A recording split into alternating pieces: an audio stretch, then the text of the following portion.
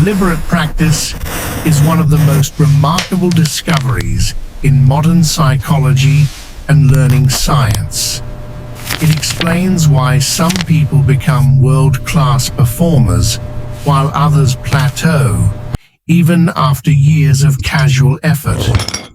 Contrary to popular belief, mastery isn't a gift. It is built through a specific type of training that is deep, intentional, structured, and mentally demanding. And while talent may give you a head start, deliberate practice determines how far you actually go. So what exactly makes deliberate practice so powerful? To understand this, imagine you want to improve any complex skill: playing violin, shooting basketball, writing code, learning a language, or even managing your emotions better. Most people believe that simply doing the activity repeatedly will make them better. But repetition alone isn't enough. Deliberate practice is different.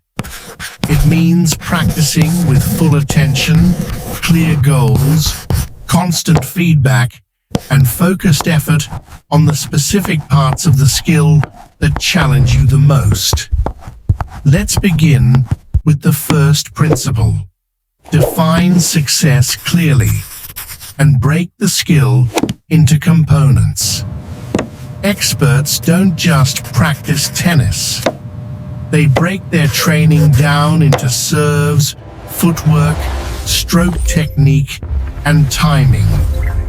A barista doesn't just make coffee. They first perfect the grinding, then tamping, then extraction.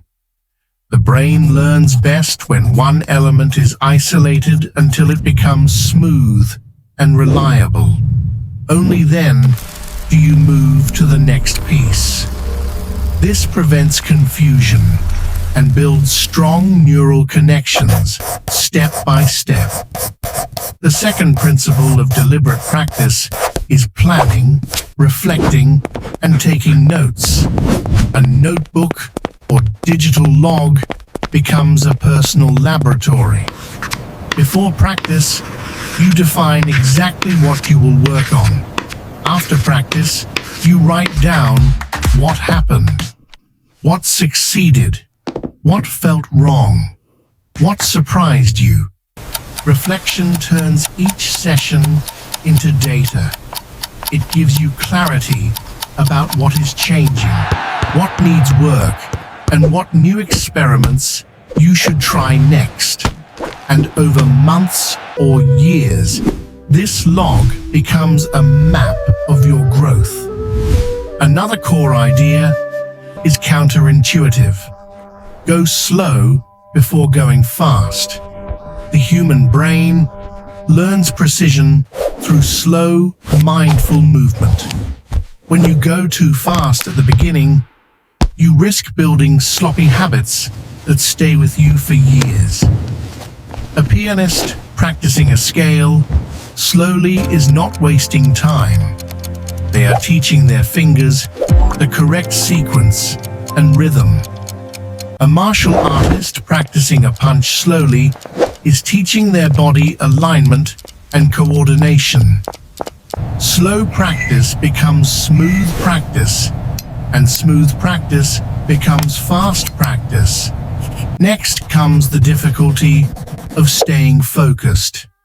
Deliberate practice is not easy. It's mentally taxing. You must stay engaged, attentive, and willing to correct mistakes. That's why sessions should be limited to your mental capacity, not your available time. Children may concentrate fully for 10 to 15 minutes.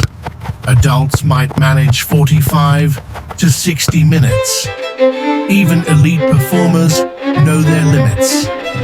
Cristiano Ronaldo trains intensely for only a few hours, but each drill is purposeful and highly focused. Shaolin monks practice twice a day. but they change activities every 10 minutes to keep their attention fresh. The key is not how long you practice, but how deep your focus is. Another powerful strategy is maximizing practice time by reducing unnecessary actions. Legendary coach John Wooden famously taught players how to put on socks correctly, not because socks matter, but because wasted time and small mistakes accumulate. By eliminating small friction points, athletes spend more time on the skills that matter. This principle applies everywhere. Organize your tools before you start. Prepare your environment. Remove distractions. This increases the percentage of your time spent in real practice. But perhaps the most motivating part of deliberate practice is learning to track progress in tiny units. Big achievements take too long to see. But if you measure milliseconds in running, grams in strength training, or micro improvements in technique, progress becomes visible almost every session. This visibility fuels motivation. When you can see improvement, even the smallest kind, you stay engaged and committed. One of the biggest misunderstandings about mastery is thinking that watching great performances makes you better. But the truth is, you must study the practice, not the performance. Watching Messi score goals won't make you a better player. But studying his training drills, how he warms up, how he repeats specific footwork patterns, shows you what to imitate. Behind every flawless performance is a mountain of unseen repetition. Greatness happens backstage, not on stage. This leads to a famous scientific discovery, the so-called 10,000-hour rule, which originated from studies of elite violinists. Researchers found that top performers accumulated thousands of hours of deliberate practice, far more than average performers. But what mattered wasn't the total hours alone. It was the quality of those hours. Focused, difficult, intentional practice was the difference maker. Another striking example comes from Cuban cigar factories. Beginners take 25 seconds to roll one cigar. After 100,000 repetitions, they need 15 seconds. After 1 million repetitions, they need only 8 seconds. This illustrates the true power of repetition. Movements become automatic, efficient, and refined through sheer volume and attention, not luck and not talent. Daily routine also shapes mastery. Consider the Shaolin monks, whose entire day is built around discipline. They wake early, meditate, train, rest, eat carefully, and repeat. Their lives show that structure supports skill. For ordinary people, we don't need a monk's schedule. We can begin with 15 minutes a day and slowly expand. What matters most is consistency. A little every day beats a lot once in a while. Another essential element is feedback, especially from a coach.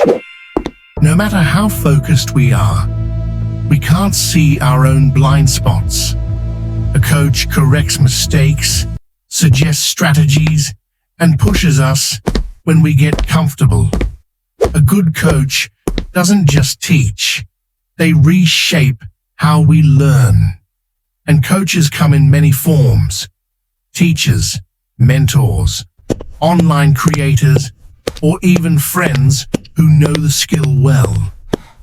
Anyone who notices your mistakes and gives useful feedback can help you grow. Finally, deliberate practice isn't limited to physical or technical skills. It can also transform the way we think and feel. The Dalai Lama believes that emotional qualities, patience, compassion, resilience, can be trained deliberately. He teaches that we can respond to anger with understanding, to negativity with clarity, and to stress with calmness. Just like muscles, emotional habits grow through repetition. The more we practice responding wisely, the more natural it becomes. So what is the true message of deliberate practice? It teaches us that mastery is not mysterious. It is a process. Break skills down, practice with intention, reflect deeply, focus intensely, measure tiny improvements, and repeat for as long as it takes. It may be challenging, it may feel slow, but it works. And it works for anyone willing to commit. What skill would you love to master next? And how might deliberate practice guide your journey? Share your thoughts below. And if you enjoy clear, simple psychology explained through stories, don't forget to like, share, and subscribe to Brain Buds.